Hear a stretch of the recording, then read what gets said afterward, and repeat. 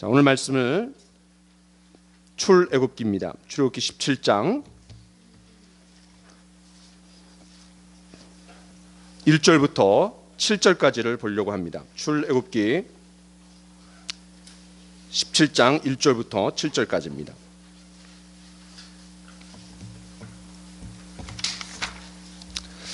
자, 우리 한 절씩 교독하는데 제가 먼저 읽겠습니다. 이스라엘 자손의 온 회중이 여호와의 명령대로 신광야에서 떠나 그 노정대로 행하여 르비딤의 장막을 쳤으나 백성이 마실 물이 없는지라.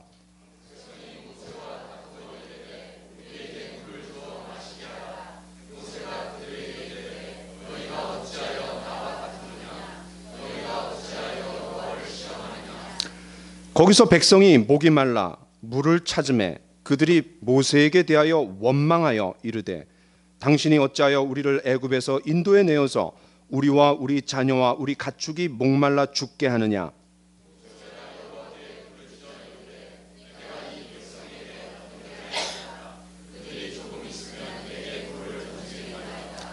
여호와께서 모세에게 이르시되 백성 앞을 지나서 이스라엘 장로들을 데리고 나일강을 치던 네 지팡이를 손에 잡고 가라.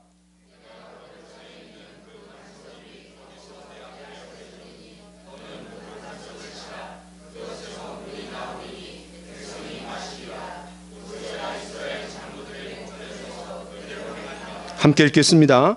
그가 그곳 이름을 마사 또는 무리바라 불렀으니 이는 이스라엘 자손이 다투었으며 또는 그들이 여호와를 시험하여 이르기를 여호와께서 우리 중에 계신가 안 계신가 하였음이더라. 아멘. 자, 오늘 말씀의 제목을 한번 같이 읽어봅시다. 시작. 반석에서 터져 나온 물. 미국 뉴욕으로 가려면 케네디 공항에 도착합니다. 그런데 뉴욕에 또 다른 공항이 하나 더 있습니다. 그 공항의 이름은 라과르디아 공항이라고 부릅니다. 본래 라과르디아라는 이 이름은 오래전 뉴욕 시장이었던 피오렐로 라과르디아의 이름에서 따온 말입니다. 그러니까 그 뉴욕 시장의 이름을 붙인 거예요. 이 사람이 시장으로 일하기 전에 즉결 사건을 담당하던 판사였습니다. 그가 판사 시절에 유명한 일화가 하나 있습니다. 때는 1935년 미국 대공황, 어느 추운 겨울이었습니다. 한 할머니가 배가 너무나 고픈 나머지 빵을 도둑질하다가 체포되었습니다. 그리고 재판을 받게 되는 거예요. 그 할머니의 딸은 아파 누워있고 사위는 도망가 버렸고 너무나 배고파하는 두 손자를 그냥 보고 있을 수 없어서 빵을 훔친 거예요. 이 판사는 이렇게 판결을 내렸습니다. 10달러 혹은 10일간의 옥살이 벌금형. 그런데 선고문을 이렇게 읽었습니다. 이 노인의 범죄에는 저도 상당 부분 책임이 있습니다. 이처럼 불쌍한 노인이 먹지도 못한 채 거리를 방황하는 동안 나는 너무나 잘 먹고 잘 살았습니다. 그래서 이 10달러는 제가 내도록 판결하는 바입니다. 그러고서는 자신이 쓰고 있는 중절모에다가 10달러를 넣어서 법정 서기에게 주면서 또 이렇게 덧붙였습니다. 그러나 동시에 여기 계신 마을 사람들도 무죄하지 않다고 판단이 되어 모두에게 50센트 이상의 벌금을 선고합니다. 제가 낸 10달러로 피고는 벌금을 해결했지만 여러분의 돈은 이분이 새로운 삶을 사는데 큰 힘이 되어줄 것입니다. 참 놀라운 용서의 사랑이죠.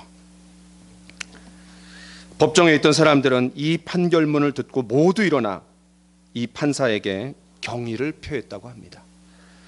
그날 이 노인은 당시로는 적지 않은 액수인 1935년이니까요. 약 50달러를 든 채 눈물을 글썽이며 법정을 떠났다고 합니다. 저는 오늘 나눌 이 말씀에서도 용서의 사랑에 대해서 좀 나누려고 합니다. 지난 주일 저는 놋뱀 사건에 대해서 말씀을 나누었습니다. 그 사건처럼 반석에서 터져나온 물도, 이 사건도 그 원인이 원망이었습니다. 여러분 3절을 같이 한번 또 읽어봅시다. 시작.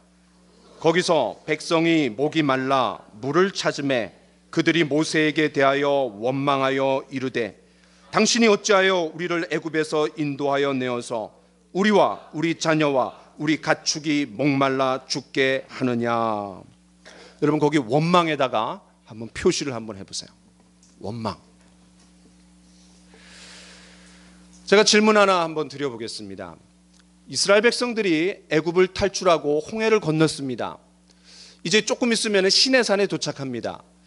홍해를 건너서 시내산에 도착할 때까지 몇 번 원망했을까요? 몇 번 원망했을까요? 네, 3번 원망합니다.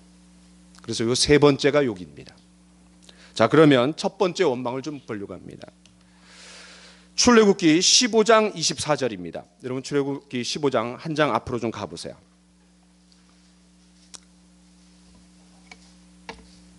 자, 우리 같이 한번 읽어볼까요? 시작. 백성이 모세에게 원망하여 이르되 우리가 무엇을 마실까 하며, 거기다 원망에다가 한번 표시해 보세요. 그리고 가능하면 1번 이렇게 한번 해보세요. 홍해를 건넌 이후 첫 번째 원망이 물 때문에 원망했습니다. 이 바다를 육지같이 건넌 이스라엘 백성들은 뒤쫓아오는 이집트의 최정예 군대가 바닷물 속에 그대로 수장되는 것을 두 눈으로 똑똑히 목격했습니다. 그 순간 그들이 얼마나 소름이 끼치고 그냥 머리가 그냥 쭈뼛 섰겠어요. 자연스럽게 그들은 찬양이 터져 나왔습니다. 내가 주를 찬송하리. 높고 영화로우신 주, 말과 적군을 이기셨네. 여호와는 나의 힘과 나의 노래가 되시네. 나의 하나님 찬송하며 내가 주를 높이리로다. 이게 이제 15장에 성경에 나오는 최초의 노래입니다. 구원의 찬양입니다. 또 여인들은 미리암의 주도하에 소고를 치고 찬양했습니다. 온 백성들이 하나님께서 이루신 놀라운 구원을 마음껏 찬양했습니다. 그로부터 정확하게 딱 3일 후, 3일이 지났어요. 물을 얻지 못하자 그들은 모세에게 원망한 겁니다. 물이 있긴 있었어요. 그런데 그 물은 쓴 물이었어요. 써서 마실 수가 없는 거예요. 그토록 놀라운 구원을 경험한 이 이스라엘 백성들이 아니 불과 3일도 지나지 않았는데 이렇게 원망하는 모습을 보고 저는 이 처음에 이 성경을 읽을 때 야, 이런 놈들이 다 있나 세상에. 아무리 그렇게 이제 제가 욕을 했어요. 마음속에 너무 얄미웠어요. 그런데 제가 10수년 전에 이스라엘을 갔어요. 저도 홍해를 건넜어요. 왜 웃으세요? 이스라엘 백성들은 홍해가 갈라져 갖고 건넜지만 저는 홍해 바다 밑으로 수로가 이렇게 뚫려 있어 갖고 관광버스로 지나갔어요. 그런데 이제 이렇게 지나갔는데 갑자기 이 가이드 하는 분이 다 내리라는 거예요. 관광버스가 한 3대 정도 갔거든요. 다 내리라는 거예요. 그러더니 100m를 딱 지정하더니 갔다 돌아오라는 거예요. 현장 체험 실습, 광야 현장 체험 실습. 그러니까 여러분 절대 가지 마세요. 이런 거 하려면 야, 이거 제가 100m 갔다 온 다음에 그들의 원망을 이해했어요. 야, 이들이 3일 동안 원망하지 않고 3일 후에 원망한 거는 굉장한 신앙인이구나. 왜냐하면 제가 100m 갔다 오다가 죽을 뻔했어요. 그리고 실제로 토하는 사람들이 그렇게 많았어요. 야, 이 광야가 굉장한 곳이에요. 3일씩이나 이들이 견딘 후에 원망한 것은 참 대단한 겁니다. 그런데 하나님은 이스라엘 백성들의 원망을 들으시고 그 문제를 해결해 주셨어요. 어떻게 해결해 주셨어요? 모세에게 나무를 하나 지정하고 그 나무를 가지고 물에다가 던져라. 그러면은 그 단물이 될 거다. 하나님께서 그 문제를 해결해 주셨어요. 그리고 그 다음에 이제 그들이 인도받은 곳이 어디냐면 엘림이에요. 엘림.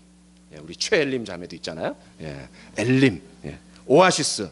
거기에 물 그 12개가 있었고 우물이 그다음에 이제 70%의 종려나무가 있었어요. 오아시스로 하나님이 인도해 주셨어요. 이스라엘 백성들이 편안한 휴식을 취할 수 있었습니다. 자, 두 번째. 이 두 번째 원망은 출애굽기 16장입니다. 여러분 1절에 보시면 이스라엘 백성들이 애굽에서 나온 지 며칠이 됐대요? 둘째 달 15일이 됐다 그러죠? 자, 그럼 질문해 보겠습니다. 언제 출발했어요?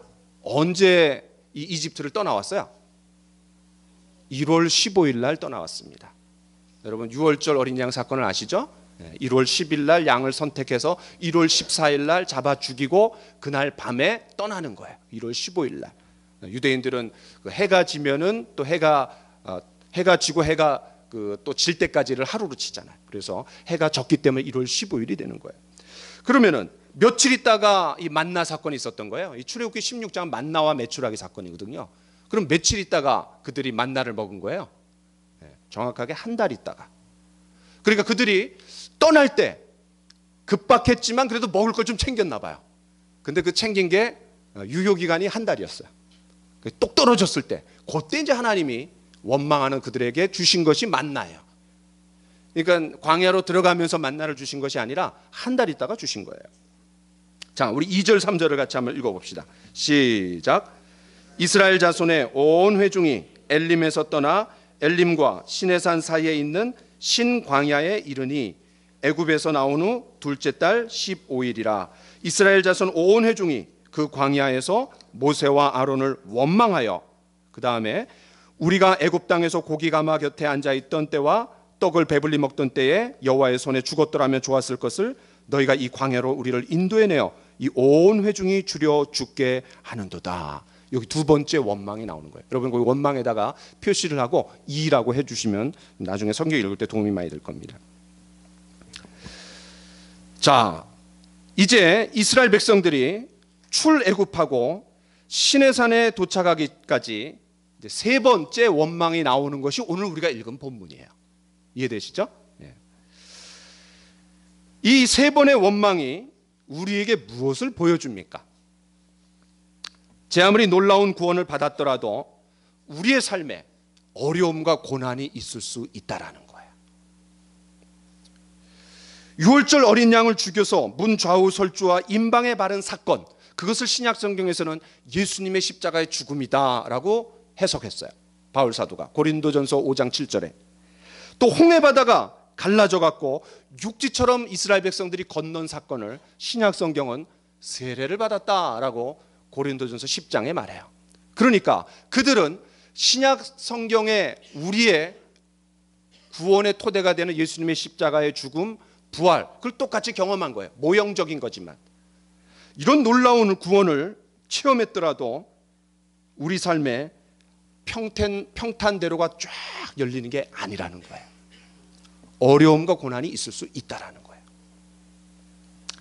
고난 끝, 행복 시작이 아닙니다. 우리는 삶의 요철을 통과하면서 업앤다운을 경험합니다. 중요한 것은 그런 과정을 통과하면서 난관을 맞닥뜨리면서 우리의 뭐가 성장하는 거예요? 우리의 믿음이 성장하는 거예요.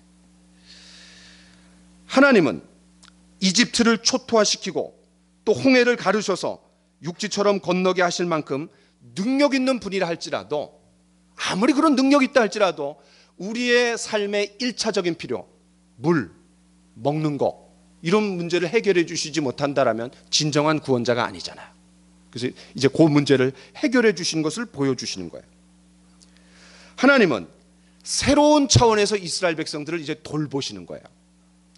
그 전에는 애굽과 홍해에서 하나님의 능력을 보여줬다라면 이제는 하나님의 사랑을 보여주는 거예요.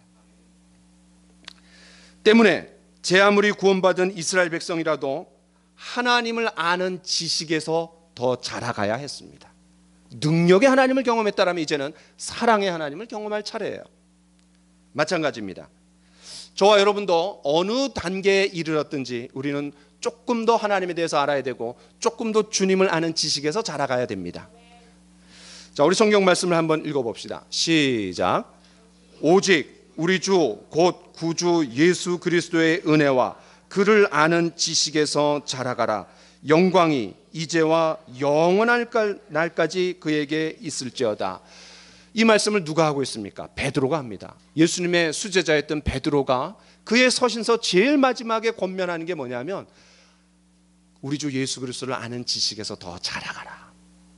한도 끝도 없다라는 거예요. 우리가 이번 여름 수련 때 아브라함의 인생을 좀 살펴봤습니다. 하나님께서 아브라함의 인생을 이끌어 가시면서 그 단계마다 그의 신앙을, 그의 믿음을 더 업그레이드 시켜 나갔어요. 처음에는 상속자를 주겠다고 했는데 아브라함이 카드를 내밀어요? 롯을 내밉니다. 롯이 아니다. 결별이 일어났어요. 그때 내민 카드가 뭐예요? 엘리에셀이요. 아니다. 야, 네 몸에서 날 자다. 그랬더니 이스마엘을 제시했어요. 나중에는 이삭, 심지어는 이삭마저도 바치라는 거예요. 그러니까 하나님께서 아브라함이 하나님 자신을 신뢰하는 그 과정을 조금씩 높여가시는 거예요. 하나님을 더 깊이 알게 도와주시는 거예요. 우리가 아침마다 큐티하고 있는 야곱의 인생도 보세요. 20여 년 동안 참 혹독한 그런 훈련의 과정을 거쳐요. 그런 과정에서 하나님을 깊이 신뢰하는 사람으로 바뀝니다. 마찬가지입니다. 저와 여러분도 여러 가지 상황과 환경을 통해서 하나님을 더 깊이 알아나가는 거예요. 그분을 아는 지식에서 더 자라가는 거예요. 어쩌면 이것은 끝이 없을지 몰라요. 어쩌면 천국에 가서도 자라갈지 몰라요. 왜? 너무나 새로운 것들을 많이 보기 때문에. 저와 여러분들이 이런 여러 가지 상황과 환경을 통해서 하나님을 깊이 알아나가고 그분에 대한 신뢰가 더 깊어지게 되기를 간절히 축원합니다. 그런 의미에서 우리가 당하는 어려움과 고난은 하나님을 경험할 수 있는 교보제가 되는 것 같아요. 네. 자, 두 번째. 제가 첫 번째와 두 번째 원망을 봤는데 이제 세 번째 원망을 본격적으로 이제 살펴볼 차례입니다. 자, 이 세 번째 원망은 앞에 두 번의 원망하고 차원이 다릅니다. 자, 4절을 우리 17장 4절을 같이 한번 읽어보겠습니다. 시작. 모세가 여호와께 부르짖어 이르되 내가 이 백성에게 어떻게 하리이까? 그들이 조금 있으면 내게 돌을 던지겠나이다. 왜 최고의 원망이라 그랬냐면 몇 가지 이유가 있습니다. 이런 원망이 앞선 두 번의 원망들과 차이점은 뭡니까? 그들이 물이 없어지자 다투었습니다. 그 다툼은 원망으로 이어졌습니다. 그런데 원망에서 그치지 않고 돌을 들어갖고 모세를 죽이려고 했어요. 돌 팔매질까지 나아갔어요. 지금까지 이스라엘 백성들이 한 원망과 불평은 이 정도까지는 아니었어요. 그런데 대놓고 모세를 죽이려고 했습니다. 저는 성경을 읽을 때마다 이 장면이 조금 이해가 돼요. 저는 군대에서 2주간 동안 유격 훈련을 받은 적이 있습니다. 그 중에 하이라이트는 일주일간 산악행군이었습니다. PT 체조도 하고 뭐 여러 가지 일주일 한 다음에 이제 마지막 일주일은 산악행군을 하는데 3일 동안 지도를 하나 주고 산길을 다니면서 밤에 어느 지점까지 기동 타격대가 돼갖고 타격하라는 거예요. 그런데 물을 3일 동안 물 한 통밖에 안 줬어요. 야, 그럼 물 한 통 갖고 3일 살 수 있게요, 없게요? 살 수 있어요. 제가 살았으니까. 그런데 너무 힘들어요. 그래갖고 그때가 5월 달이었는데 이 모내기를 하고 물이 고여 있어요. 논에. 그거를 막 퍼마셨어요. 여러분 모내기 한 물 마신 분이 있습니까? 근데 안 죽어요. 지금까지 안 죽는 거 보니까. 야, 너무 고통스러웠고 그때 저의 심정은 정말 돌을 들어갖고 쳐서 죽이고 싶을 정도로 목이 타는 거예요. 그래서 제가 조금 이해해요. 이 다투고 원망하며 돌 팔매질까지 이 불쌍한 이스라엘 백성들은 모세에게 그냥 나아갔는데 이 모세는 어떻게 행동했습니까? 4절을 한번 보십시오. 그렇게 한 반면 모세는 하나님께 나아가 기도했다는 거예요. 여기에 위기 앞에서 두 종류의 반응을 우리는 살펴볼 수 있습니다. 똑같은 위기입니다. 모세도 목이 말랐겠죠. 그런데 한쪽은 돌팔매질 해갖고 다투고 원망하고 더 나가서 죽이려고 했고 한편은 기도했다는 거예요. 우리가 위기 속에서 인생의 밑바닥으로 들어갈 때 우리의 신앙의 실체가 그때 드러나는 것 같아요. 위기 속에서. 이 과거의 모세는 기분 나쁘면 어떻게 했어요? 주먹이 먼저 나가는 사람이었어요. 한 방에 그냥 애굽 사람 때려 죽여갖고 그 탄로나는 바람에 도망갔잖아요. 그런데 그가 광야의 시간을 40년 보내고 나서 그의 신앙은 이렇게 달라졌습니다. 이 사람 모세는 온유함이 지면의 모든 사람보다 더하더라. 여러분 출애굽하는 과정을 보세요. 레위기, 민수기, 신명기. 어려운 일이 있을 때마다 모세가 한 일이 있어요. 아론이 엎드렸어요. 기도했어요. 자, 우리 같이 한번 한 말씀 읽어봅시다. 시작. 그러므로 각 처에서 남자들이 분노와 다툼이 없이 거룩한 손을 들어 기도하기를 원하노라. 바울 사도가 디모데후서에서 말씀한 건데 어쩌면 이 본문을 배경으로 했을지 모르겠어요. 그렇게 다툼과 원망이 일어났을 때 돌 들지 말고 손을 들어서 항복하며 하나님 앞에 기도해라. 인간의 위기는 하나님이 개입하실 수 있는 기회가 될 수 있습니다. 저와 여러분 앞에 문제와 어려움이 있다라면, 시험이 있다라면 두 손 들고 하나님 앞에 항복하고 엎드릴 수 있는 저와 여러분들이 되기를 간절히 축원합니다.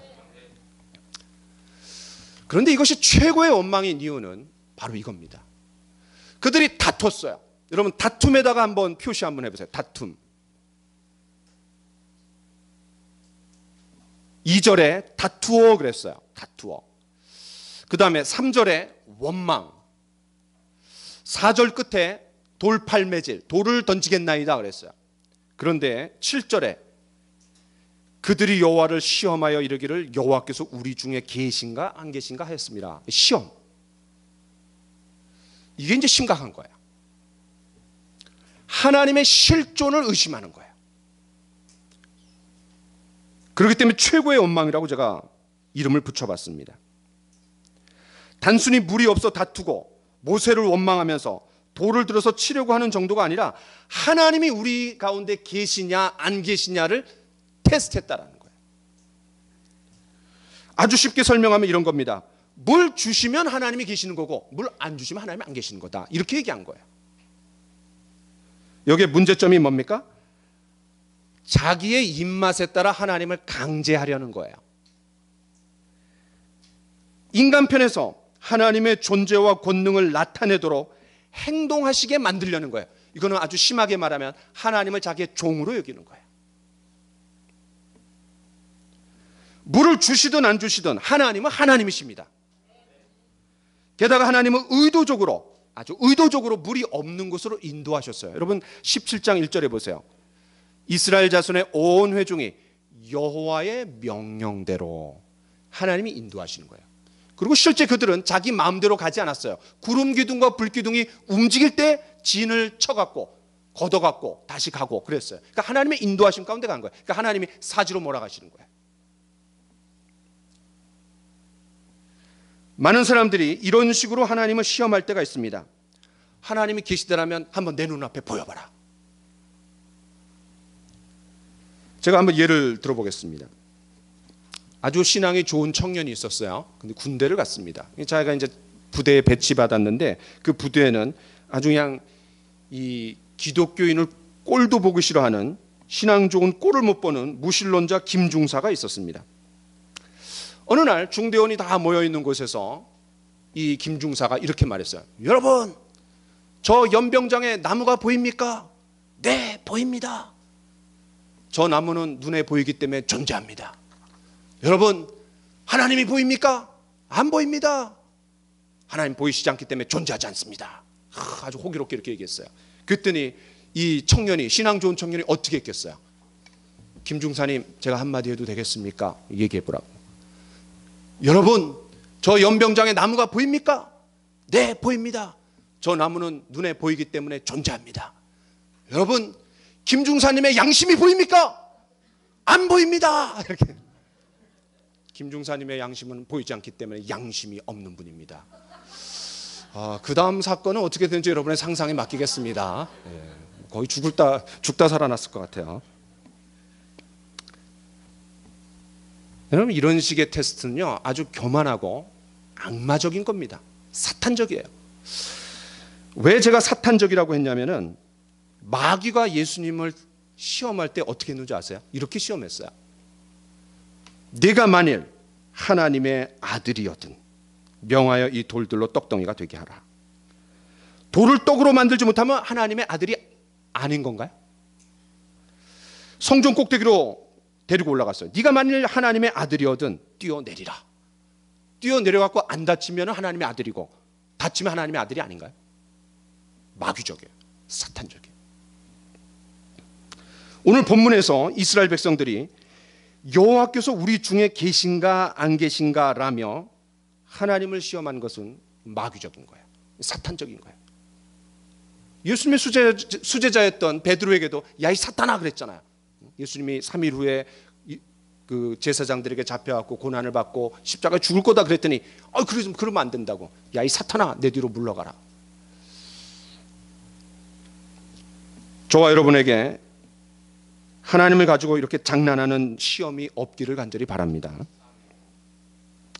세 번째, 성경은 이 사건을 굉장히 심각하게 다룹니다. 만나 사건, 마라의 쓴물 이건 언급하지 않아요. 물론 그 시편에서 좀 언급한 곳이 있는데 유독 요 마사, 무리바 여기서 일어난 사건은 성경에서 계속해서 얘기합니다. 두고두고 이스라엘 백성들에게 상기시킵니다.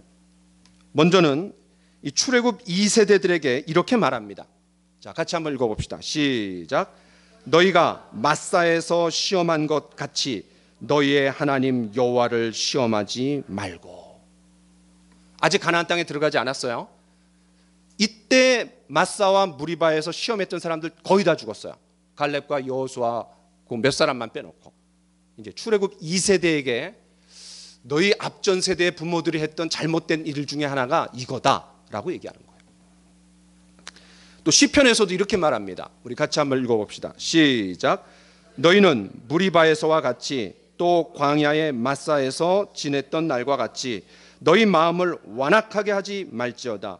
그때의 너희 조상들이 내가 행한 일을 보고서도 나를 시험하고 조사하였도다. 이 중요한 말이에요. 내가 행한 일을 보고서도 10가지 재앙으로 이집트를 초토화시켰어요. 홍해를 육지처럼 건너게 하셨어요. 만나와 메추라기를 주셨어요. 엘림으로 인도했어요. 하나님이 인도하신 것을 두 눈으로 똑똑히 봤어요. 구름 기둥과 불 기둥으로 그들 인도하셨어요. 그럼에도 불구하고 원망했다는 거예요. 근데 원망하는 것 정도가 아니라 하나님은 우리 가운데 계시냐 안 계시냐 하나님의 실존 자체를 가지고 의심했다는 거예요. 우리 구원받은 사람들이 신앙생활하면서 꼭 하지 말아야 할 것이 있습니다. 하나님의 실존 자체를 부정하는 거예요. 이거 하나님 없는 거 아니야? 이렇게 말하면 안 돼요. 신명기 6장에서 마사를 언급한 것은 굉장히 중요한 의미가 있어요. 왜 그러냐? 여러분 신명기 6장이 어떤 곳입니까? 신명기 6장이 어떤 곳이에요? 여러분 신명기 6장에 이스라엘에 들으라. 너희를 구원한 여호와 하나님은 한 분 유일한 하나님이시니. 그 전에 이스라엘은 어떻게 생각했냐면 애굽의 수많은 신들을 무찌른 최고의 신이 하나님이시다 이렇게 생각했어요. 그러니까 우리의 하나님은 많은 신들 중에 최고의 신.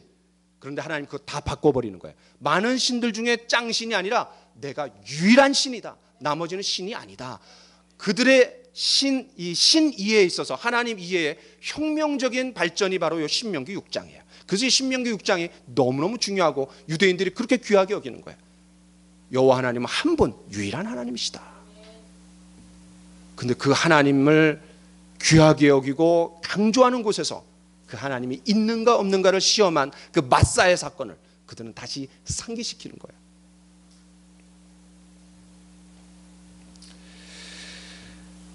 예수님은 이러한 것을 깊이 이해하시고 성전 꼭대기에서 네가 만일 하나님의 아들이어든 뛰어내리라 라는 마귀의 제안에 뭐라고 말씀하십니까? 우리 같이 한번 읽어봅시다. 시작.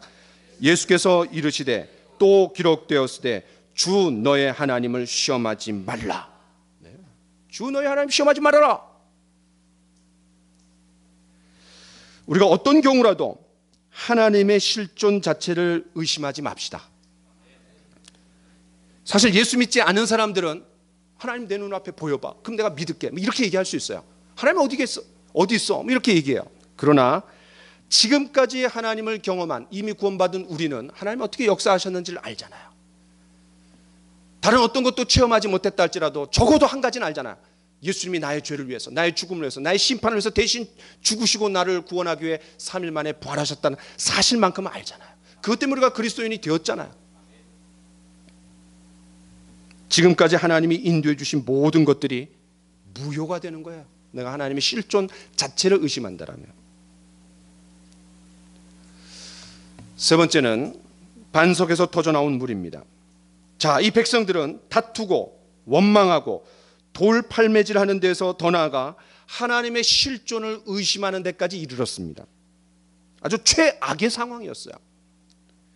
이때 하나님께서 어떤 해결책을 주셨습니까? 우리 6절을 다 같이 한번 읽어보겠습니다. 6절 시작. 내가 호렙산에 있는 그 반석 위 거기서 내 앞에 서리니 너는 그 반석을 치라. 그것에서 물이 나오리니 백성이 마시리라. 모세가 이스라엘 장로들의 목전에서 그대로 행하니라. 반석을 가리켜서 지팡이로 치라는 거예요. 근데 여러분, 상식적으로 물을 얻으려면 산 꼭대기로 올라가야 됩니까? 산 밑으로 내려가야 됩니까? 산 밑으로 내려가야 되죠. 산 위로 올라가라는 거예요. 비상식적인 겁니다. 자, 그런데 하나님의 해결책은 단순히 반석이 아닙니다. 십자가입니다.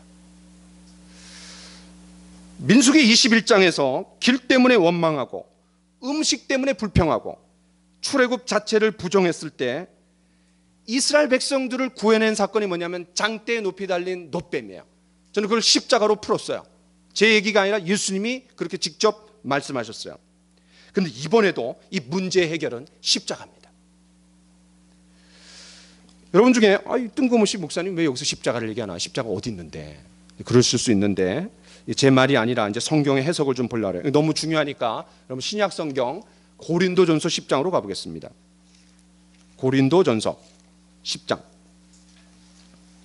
신약 성경 고린도전서 10장 274쪽입니다. 274쪽. 자, 1절부터 4절까지를 한번 읽어보려고 하는데 같이 한번 읽어봅시다. 시작.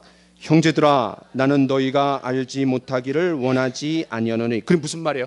꼭 알기를 원한다는 거예요. 꼭 알기를. 계속 읽어봅시다. 시작.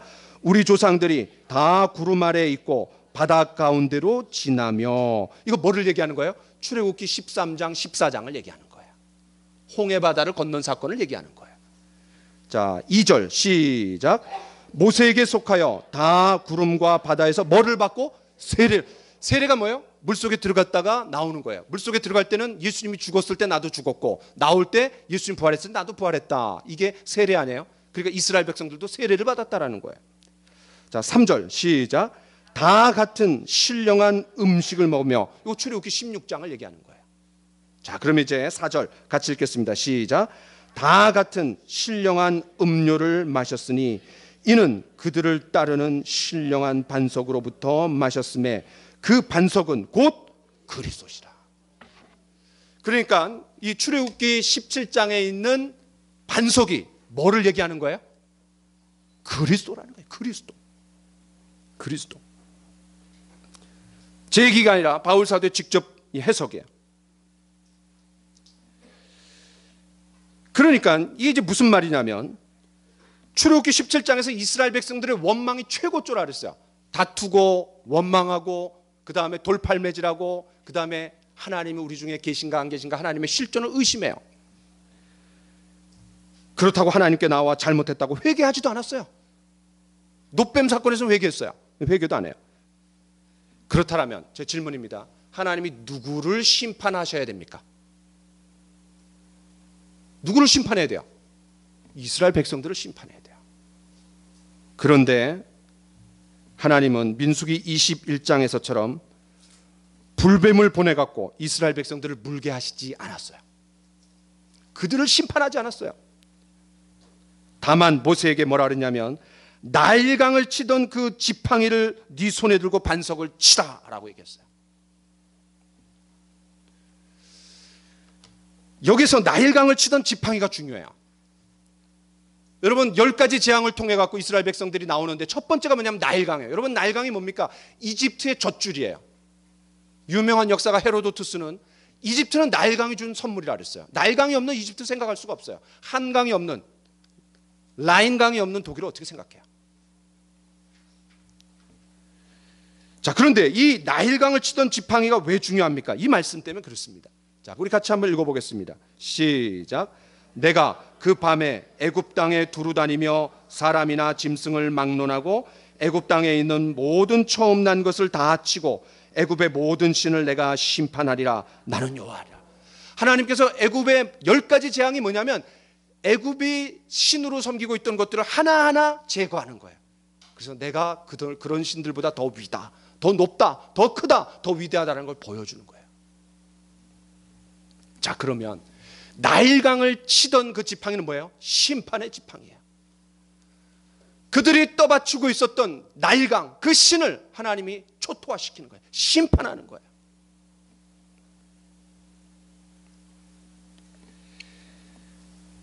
그렇다면 하나님께서 이 나일강을 심판하신 그 심판의 지팡이로 다투고 원망하고 돌팔매질하고 하나님의 실존 자체를 의구심을 갖는 그들을 때리셔야 돼요. 그게 마땅한 거예요. 그런데 하나님께서 누구를 때리신 거예요? 반석을 때렸어요. 근데 그 반석이 뭐예요? 그리스도라는 거예요. 왜 그리스도를 때립니까? 예수님은 저와 여러분들의 죄와 심판 그리고 죽음을 위해서 대신해서 십자가에 못 박히셨기 때문에 우리가 해결할 일이 아니라는 거예요. 그들의 원망과 그들의 잘못을 예수님에게 전가시키는 거예요. 여러분, 출애굽기 16장에서 하늘에서 내려온 만나, 그거를 요한복음 6장에서 생명의 떡인 예수님에 대해서 얘기했어요. 내가 생명의 떡이다. 광야에서 모세가 떡을 준 것처럼 내가 너에게 생명의 떡을 주겠다. 예수님 자신이에요. 요한복음 6장에 말한 생명의 떡은 출애굽기 16장의 만나예요. 그럼 출애굽기 17장에 이 반석은 그리스도를 말해요. 출애굽기 16장의 만나가 예수님의 성육신 하신 것을, 인성을 강조하는 거라면 17장의 반석은 예수님의 죽음을 강조하는 거예요. 그렇습니다. 지팡이로 반석을 내려쳤을 때 반석이 쩍 갈라져 갖고 물이 터져 나와 원망하던 이스라엘 백성들이 먹고 살 수 있게 되었는데, 그것이 바로 예수 그리스도께서 십자가에서 우리를 대신해 갖고 죄값을 담당하셨을 때, 그 몸이 깨졌을 때 그 예수님을 통해서 우리가 구원받은 거랑 같다라는 거예요.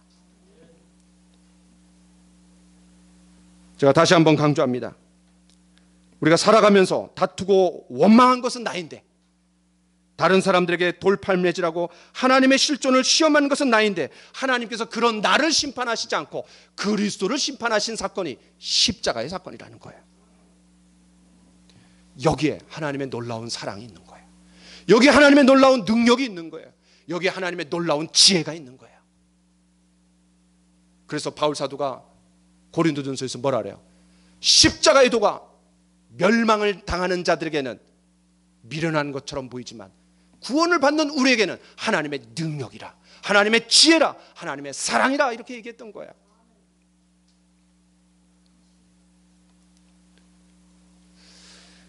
반석을 지팡이로 내려쳤을 때 바위가 갈라지면서 생수가 터져 나왔다고 했습니다.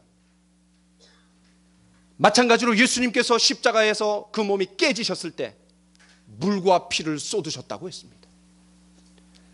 요한복음 4장에서 예수님은 사마리아 여인에게 이렇게 말씀합니다. 내가 영생하도록 솟아나는 샘물이다. 더 나아가 요한복음 7장에서 예수님이 이렇게 말합니다. 누구든지 목마르거든 내게로 와서 마시라. 그 배에서 생수의 강이 흘러 넘치리라. 이는 그를 믿는 자들이 받을 성령을 가리켜 말씀하신 것이라. 주님께서 십자가에서 깨지셨기 때문에 성령이 오실 수 있었던 거예요. 그 성령을 모신 사람이 거듭나고 구원받은 사람이 되는 거예요. 아무도 성령이 없이는 예수님을 주시라 할 수 없다 그랬어요. 그런데 놀랍게도 사도행전 2장에서는 그 성령을 물에다가 표현했어요. 부어 주셨다 그랬어요. 성령을 우리에게 부어 주셨다 그랬어요. 그분이 승천하시면서 하나님으로부터 성령을 받아갖고 우리에게 부어 주시지 않았느냐, 이렇게 베드로가 설교해요. 그렇습니다. 예수님만이 저와 여러분들에게 영생수를 주실 수 있습니다. 그 십자가에 달리신 예수님을 바라볼 때 우리 안에서 성령으로 말미암아 생수의 강이 흘러 넘칩니다. 제가 한 가지 이야기를 하고 마치려고 합니다. 화가 스텐버그라는 사람이 있습니다. 독일 사람입니다. düsseldorf 교회 숲속을 지나다가 용모가 아리따운 집시 한 여인을 만났습니다. 한 소녀야. 그래서 자기의 작품의 모델이 되어달라고 청했습니다. 일주일에 3번 이 화가의 작업실로 와서 모델이 되어주기로 약속한 이 집시 소녀는 그의 화실에 진열된 많은 그림 중에서 한 그림을 보고 깜짝 놀랐습니다. 바로 그리스도가 십자가에 못 박혀 있는 한 폭의 큰 그림이었습니다. 이 집시 소녀가 이 사람이 누구예요? 라고 물었습니다. 그러자 이 스텐버그는 무심코 그리스도야. 그리스도를 지금 어떻게 하고 있는 거예요? 십자가에 못 박고 있는 거지. 옆에 둘러선 저 악한 사람 같이 보이는 사람들은 누구예요? 얘야, 나 지금 바쁘거든. 너 지금 내가 말한 대로 그냥 서 있기만 해. 그러자 이 소녀는 더 이상 아무것도 묻지 않았지만 계속해서 그 그림에 끌렸습니다. 그녀는 올 때마다 그 그림을 유독 유심히 쳐다보곤 하다가 또 물었습니다. 그런데 왜 십자가에 못 박고 있어요? 아주 나쁜 사람인가 보죠? 아니야, 아주 착한 사람이야. 소녀가 너무나 알고 싶어졌기 때문에 그는 내가 꼭 한 번만 이 얘기를 해줄 테니까 잘 들어두렴. 그리고 다음부터는 아무것도 묻지 말아라. 귀찮으니까 이렇게 얘기했어요. 이렇게 말하고 그리스도가 자신의 죄 때문이 아니라 인간들의 죄와 심판과 죽음을 대신해서 십자가에 달려 죽은 이야기를 들려주었습니다. 사실 이 이야기는 스텐버그가 이미 알고 있던 흥미조차 없는 것이었으나 이 소녀에게는 너무나 새롭고 신기한 이야기였어요. 스텐버그는 그림을 그리기 시작했지만 이 소녀는 생각할수록 마음이 괴로워서 눈에는 어느덧 구슬 같은 눈물방울이 맺히게 되었습니다. 마지막 날 소녀는 십자가의 그림을 쳐다보며 작별을 못 내 아쉬워했습니다. 수고해줘서 고맙구나. 이건 사례금이야 하고 사례금을 쥐어주었습니다. 소녀는 감사하다고 인사하며 이렇게 말했습니다. 그런데 아저씨, 그리스도라는 분이 아저씨 때문에 저런 고생을 하셨는데 아저씨는 그분을 폭도 사랑하시겠네요. 소녀의 이 한마디가 무딘 화가의 마음을 깊숙이 찔러놓고야 말았습니다. 아저씨 때문에 저런 고생을 하셨는데 라는 말이 그의 귓전을 때리고 사라지지 않았습니다. 그는 당황하기 시작했고 슬픔을 가눌 수 없게 되었습니다. 그는 이제까지 한 번도 그리스도를 사랑해 본 일이 없었기 때문입니다. 그가 다니고 있었던 가톨릭 교회는 그에게 위로를 주지 못하였고 괴로움도 덜어주지 못했습니다. 그는 그 후 은밀한 곳에서 성경을 읽으며 죄사함의 복음을 전하는 사람들의 집회에 참석하게 되었고 그리스도께서 자기를 위하여 십자가에 못 박히시고 자기의 죄를 지고 가신 사실을 깨달았습니다. 그는 그제서야 나를 사랑하사 나를 위하여 자기 몸을 버리신 하나님의 아들을 알게 된 겁니다. 그 후부터 스텐버그는 어떻게 하면 그리스도의 사랑을 남들에게 알릴 수 있을지 고민했습니다. 그리고는 자신이 그린 그림으로써 예수님의 사랑을 나타내 보일 수 있을 것을 확신하고 기도했습니다. 그는 이제까지 최선을 다해 한 폭의 그림을 그려서 düsseldorf 화랑에 전시하고 그 밑에 이런 제목을 달았다고 합니다. 내 너를 위하여 이 모든 것을 당하였건만 너 나를 위하여 무엇하느냐. 어느 날 그는 자신의 모델이 되었던 집시 소녀가 그 그림 앞에서 울고 있는 것을 보았습니다. 그 소녀는 선생님, 예수님이 나까지도 저렇게 사랑해 주신 걸까요? 라고 물었습니다. 그는 예수님은 돈 많은 사람이나 이름 있는 일을 위해서뿐만 아니라 가난하고 외로운 집시 소녀를 위해서도 죽으신 사실을 설명했습니다. 소녀는 즉시 믿고 그리스도의 사랑을 알고 돌아가게 되었습니다. 이후에 시간이 지나 스텐버그도 죽게 되었으나 그 그림만큼은 언제나 그 화랑에 걸려 있었다라고 합니다. 어느 날 한 고상한 차림새를 한 사람이 그 그림과 아래 쓰여진 글귀 내 너를 위하여 이 모든 것을 당하였건만 너 나를 위하여 무엇하느냐를 보게 되었습니다. 그 그림을 본 사람은 진젠도르프였습니다. 이 진젠도르프가 개신교 선교의 역사를 연 위대한 인물이 되었습니다. 성도들이 1시간씩 기도하는 중보기도 팀을 만들어서 24시간 100년 동안 체인 기도를 했습니다. 진젠도르프에 의해서 모라비안들이 그 세계 선교가 확장되는 놀라운 역사를 일으켰는데, 이 진젠도르프가 놀랍게 회심한 것이 바로 이 장면 앞에서 회심했다라는 거예요. 진젠도르프 백작은 이날 이 경험 이후 하나님의 은혜를 깊이 깨달았고 수많은 사람들을 주님께로 인도하는 그런 모라비안 선교의 지도자가 되었습니다. 우리 같이 들은 말씀을 기억하면서 찬송가 494장 만세반석 열리니 우리 같이 찬양하기를 바랍니다. 494장 만세반석 열리니